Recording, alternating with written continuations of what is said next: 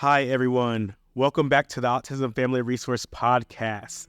We have another amazing guest joining us who is a local podcaster, writer, and an amazing mom who's navigating the world of autism and ADHD alongside her son.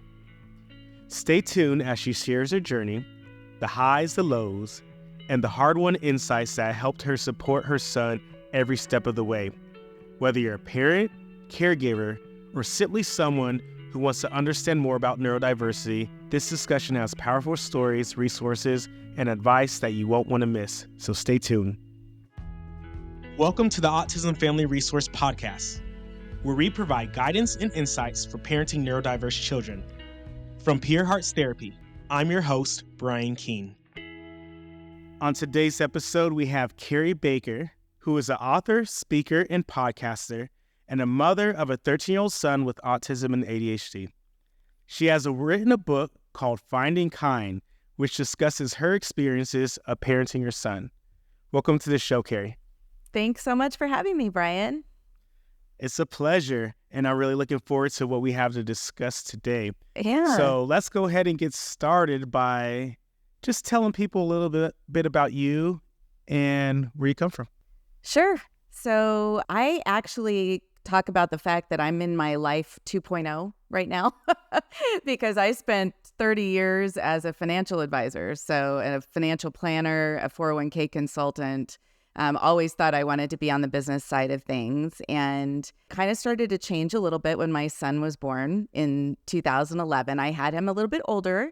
I met my husband a little bit later and had Brady right before I turned 40 years old. And of course, he was the joy of my life and kind of answered a lot of prayers. But he came into the world with a few little issues that started me down a path of realizing that my parenting journey was not going to be this perfect picture that I had planned for it to be. So fast forward a few years later, when he was 3, he was diagnosed with autism.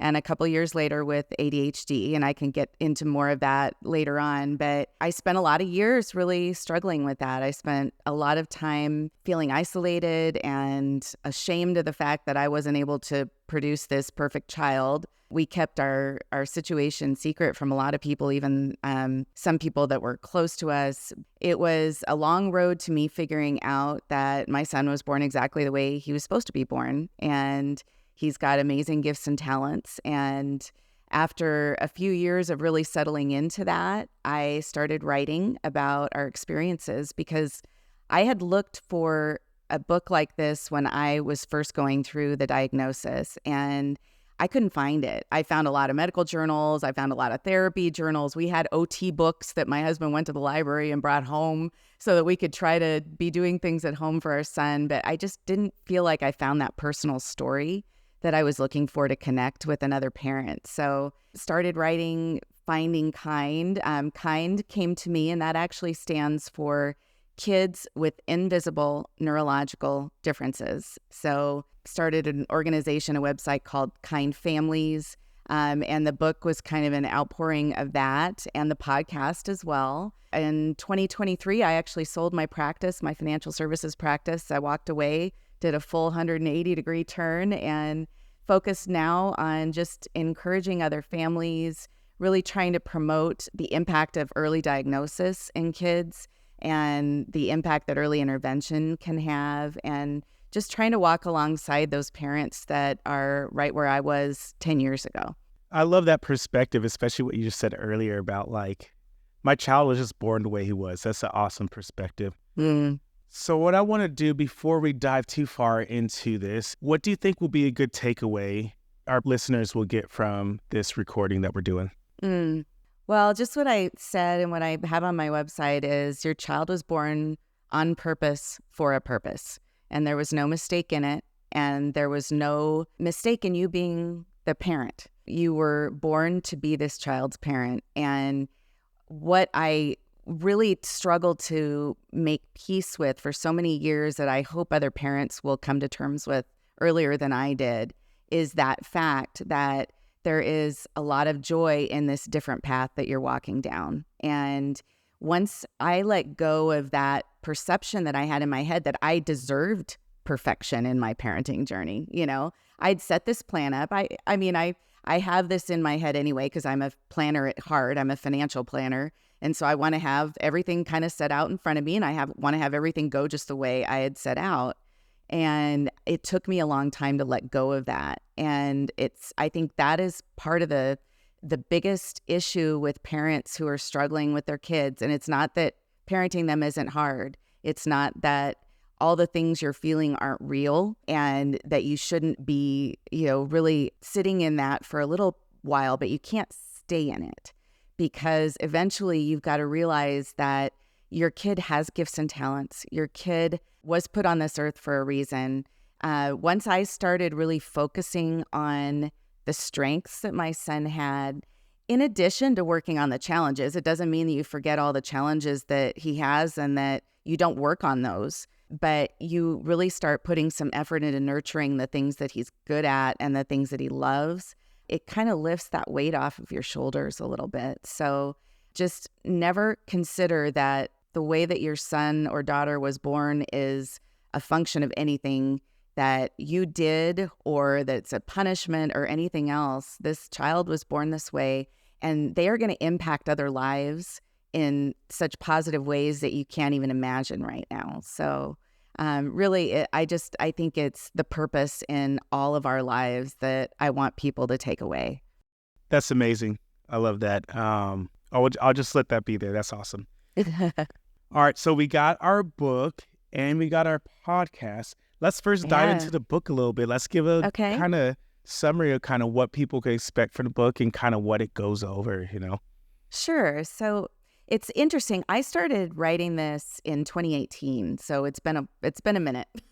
And at first, I had a friend of mine that I had met at a Bible study, actually, that told me, you ought to write a book, because she'd been listening to my stories every week about all these things I was going through with my son, Brady. And it kind of resonated with me that, I looked for a book like this and I couldn't find it. So I'm going to write it. So I sat down and I started writing. And man, it just gushed out of me. I was brain dumping like you would not imagine. And all of a sudden I had, 40,000 words already in a document. And I gave it to my husband to read. And he just said, Kari, this makes it sound like it's just really hard to be Brady's mom. And that is the last thing I wanted anybody to take away from our experience, or certainly to have my son feel like was the takeaway from it. So I stopped writing. I really kind of hit a brick wall, and I walked away for several years. And it wasn't until I think I had to sit in that acceptance for the period of time that it took me, and really in 2022, when I started feeling really drawn away from the financial side of things and really amazed by all of the wonderful things that Brady was doing. So I was able to take some of that earlier writing, and I still write about some of the hard stuff, figuring out that it was autism, how we were dealing with schools and challenges with other families and social challenges with him, going to therapies and trying to keep it all secret and keep all the balls in the air. So I wrote, the first section is about awakening to all of this. Autism was not even on my radar when we finally figured out that that's where Brady was. So that was a big shock to the system.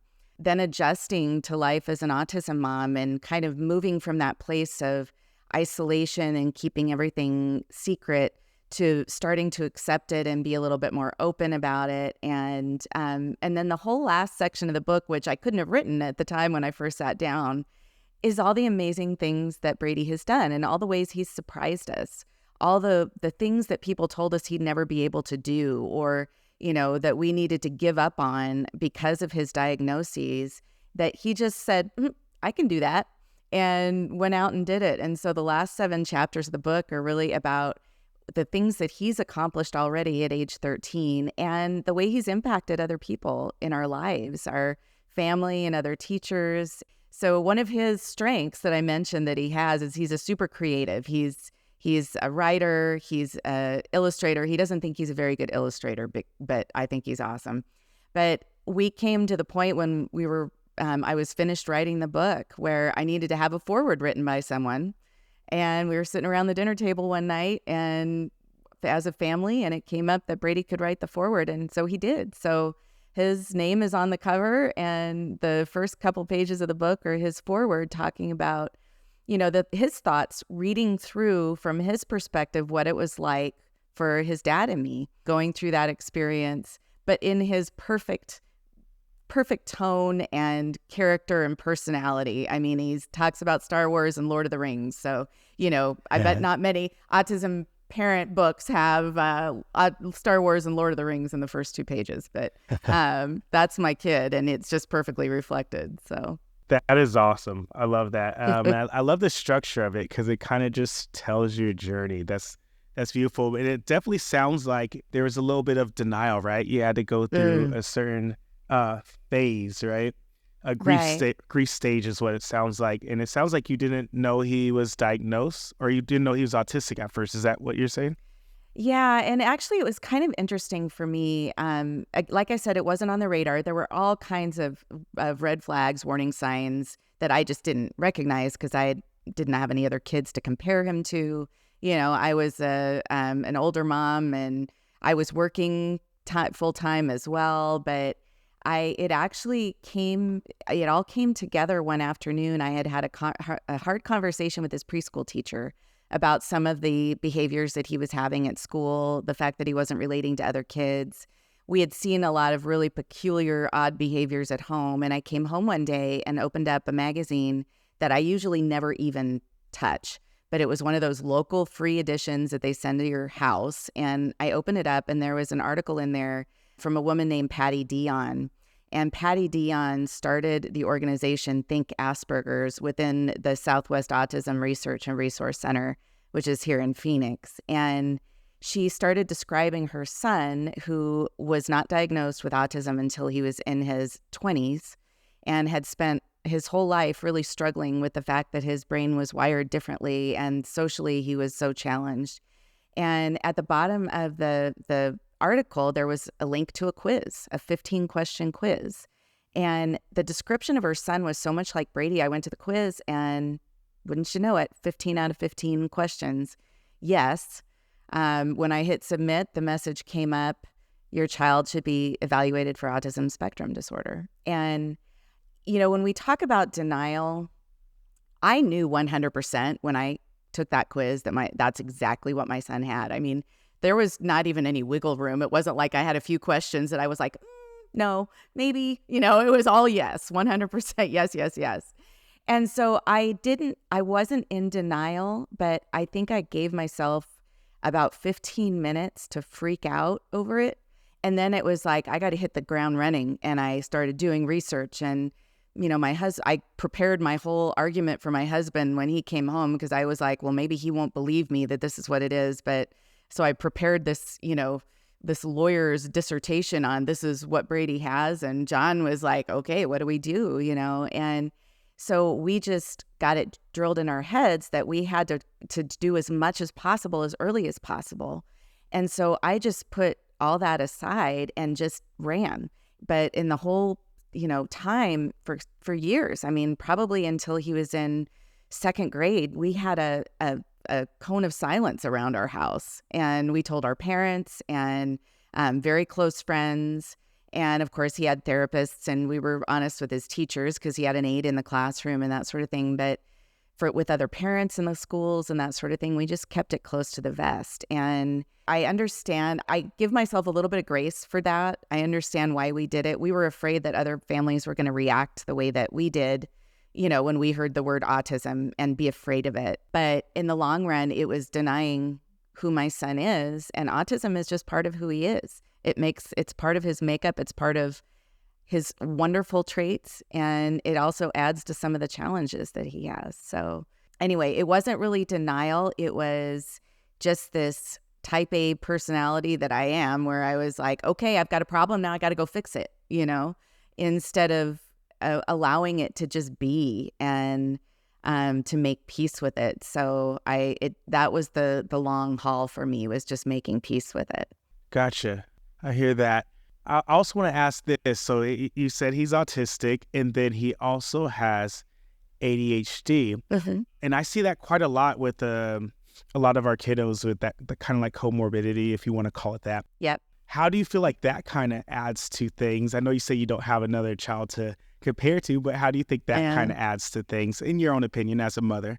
Well, I think, I was taught that you just you treat the symptoms, treat the things that he's struggling with and try not to worry about whether it's autism or ADHD. But I do feel like the ADHD part has a much bigger impact at school in him, performing academically. He's very smart. So I know he can handle academically just about anything, but sitting in the classroom and attending and executive function type requirements, getting from point A to point B to point C, he will go to point A and then, oh, there's M. And then, forget that he's supposed to go to B. And so I think then the autism piece of it really reflects itself more in the social side. So he does have a hard time with eye contact with kids he doesn't know and isn't comfortable with. He can be very awkward sometimes, and he has his kind of preferred subjects that he likes to talk about quite frequently and incessantly. And so I think that, the different things that present themselves maybe between ADHD and autism all kind of wrap up into a ball that can make it difficult for him to relate, especially in middle school. He's in elementary school. I think it was just a lot easier. The kids were a lot more forgiving.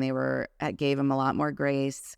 And it seems like we hit middle school and all of a sudden, if you're different, you're weird. And that part was really hard to deal with. We actually had a situation, and he'd been at a school for several years that fortunately he did make a very best friend at this school who he's still just perfectly best friends with. It's awesome.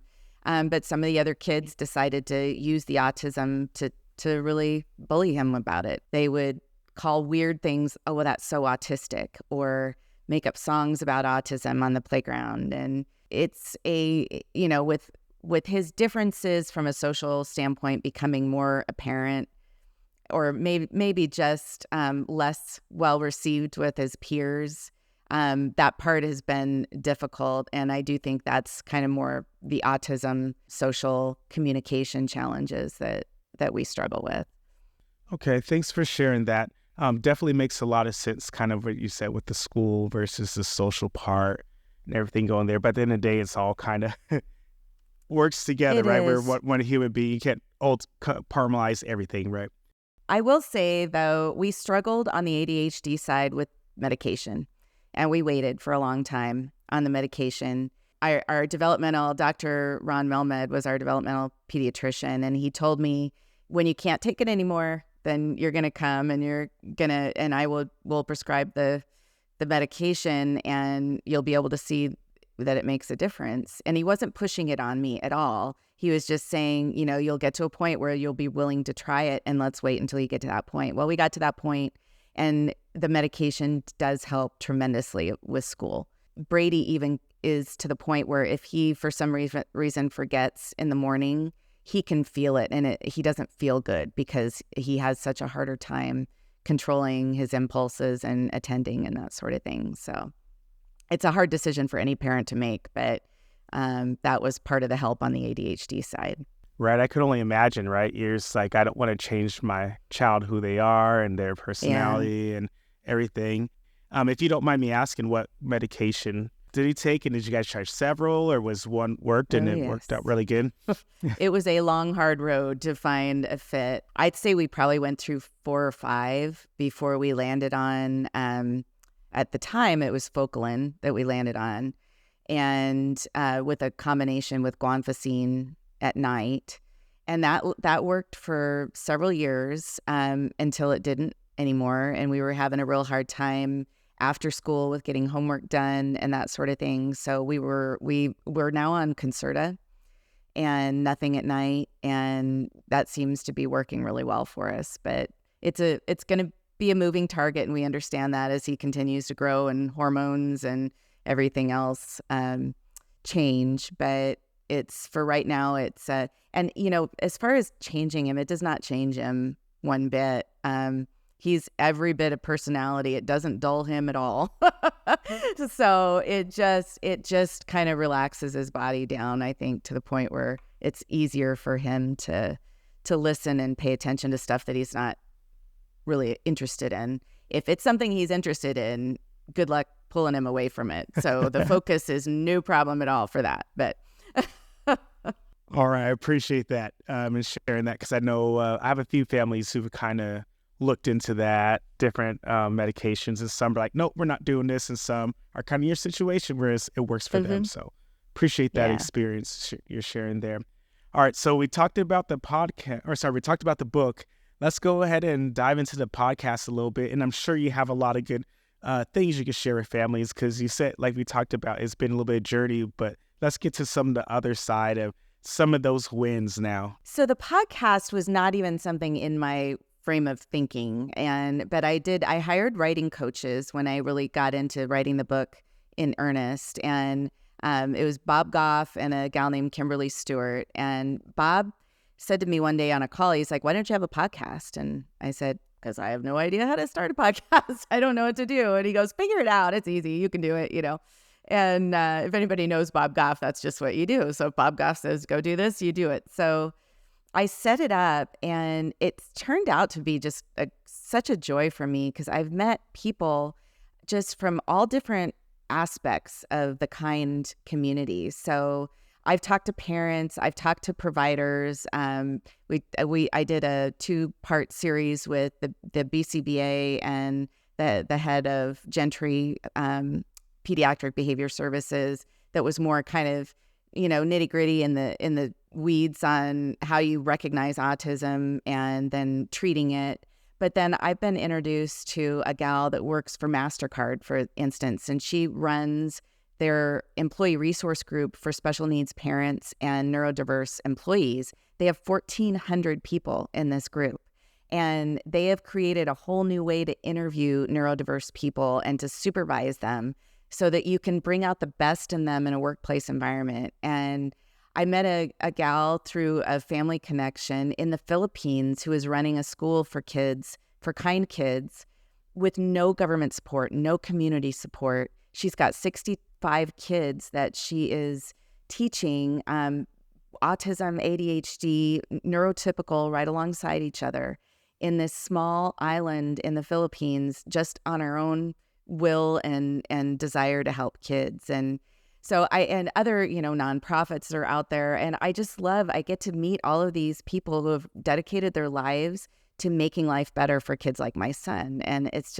such a joy. And I'm sure you feel the same way. I'm sure you're getting introduced to people that you'd never would have met before, and getting to hear their stories and how powerful that can be. As a mom of a 13-year-old, I'm starting to really think ahead to when he's 18 and when he's an adult, and where does he go from here? And so those are topics that are starting to hit a little closer to home for me, but it's just been a joy to do. And I love being on podcasts like yours too. It's a whole different group of people that are listening for a different reason. And believe me, occupational therapy was a huge part of our life. We got into occupational therapy before we even had a formal diagnosis. It was something a mom told me she's like, just go do OT. And I was like, what's OT? And I just did it. And it was hugely impactful. So I can just relate to all aspects of that.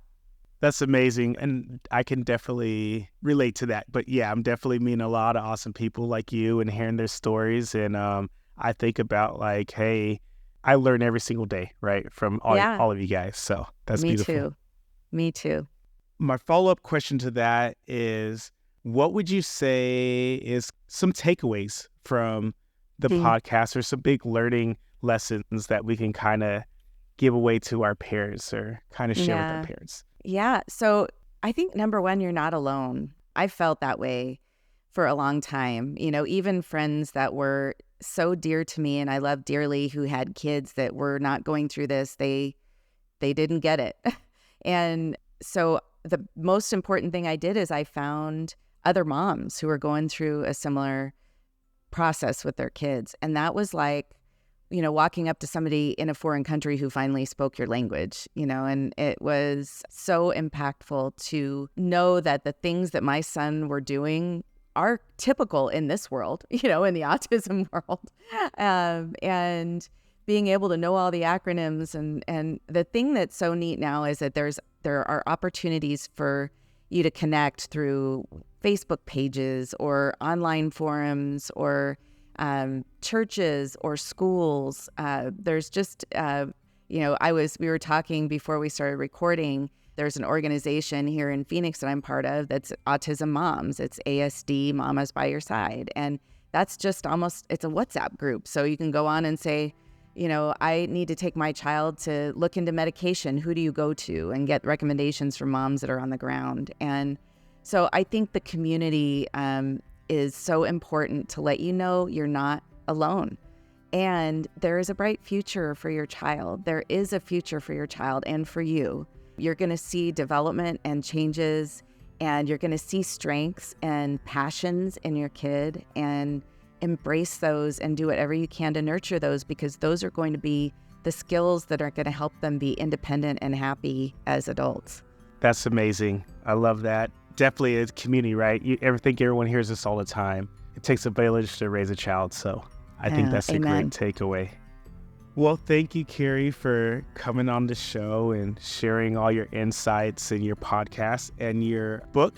Go ahead and let people know where to find you, to reach out, all that good stuff. Sure. Well, kindfamilies.com is kind of the easiest, because you can order the book and you can get access to the podcast there. The podcast is on Apple and Spotify right now. And I've also got a website, kariabaker.com, which talks about all the different speaking type of engagements that I love to do. I love getting up in front of a room and connecting with other families and organizations there too. So those are the easiest ways to get to me, just kindfamilies.com. Awesome. Thank you so much for coming on the show, and we'll definitely have to talk some more too. I'd love that. Okay, thanks, Brian. So I hope you found this conversation as valuable as I did. Kari's courage in reflecting on her journey and sharing it with us is truly inspiring. And if you didn't know, Kari is also a local here in Arizona and frequently speaks at community events. So don't hesitate to reach out if you want to connect with her directly. All her information will be in the show notes. I especially love Kari's closing message, and I want to emphasize it once more. You are not alone. Find your tribe, build a support network, and surround yourself with people who understand and uplift you. We're all in this together. The resources in this show are designed to empower your family to thrive. I believe in empowered communities for growth and learning, so let's stay connected. Follow Pure Hearts Therapy on social media, where I'd love to hear from you and answer any questions you have. You'll find all the links, contact information, and more in the show notes. Just scroll down in your podcast player or visit pureheartstherapy.com for everything in one place.